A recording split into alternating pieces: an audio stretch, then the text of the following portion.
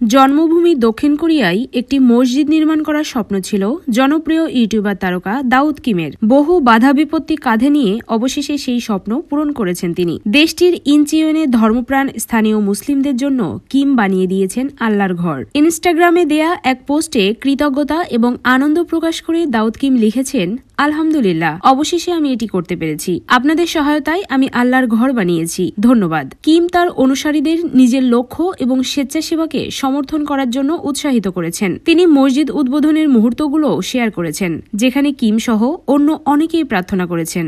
বর্তমানে জনপ্রিয় ইউটিউবার এবং ধর্মপ্রাণ মুসলিম দাউদ কিমের পূর্ব নাম ছিল জে কিম। ধর্মান্তরিত হয়ে মুসলিম ধর্ম গ্রহণের পর তার নাম পাল্টে হয় দাউদ কিম। সম্প্রতি একটি হৃদয়স্পর্শী ভিডিও প্রকাশ করেন এই তারকা। সেখানে দেখা যায় ইয়ংজং দ্বীপে মসজিদ নির্মাণের বিভিন্ন বিষয়াদির পাশাপাশি তাকে সাহায্যকারী দলের সঙ্গে পরিচয় করিয়ে দিচ্ছেন এই ইউটিউবার। জানা গেছে, মসজিদ নির্মাণের এই যাত্রায় নানা ধরনের চ্যালেঞ্জের সম্মুখীন হয়েছে দাউদ কিম। $1,36,500 মসজিদের জন্য জমি কিনেছিলেন তিনি। এই অর্থের বেশিরভাগই এসেছে অনুদান থেকে। মসজিদ নির্মাণ করতে গিয়ে ইনচিয়নের স্থানীয় বাসিন্দাদের বিরোধিতার সম্মুখীন হন কিম, যার ফলে জমির মালিক চুক্তিও বাতিল করেছিলেন।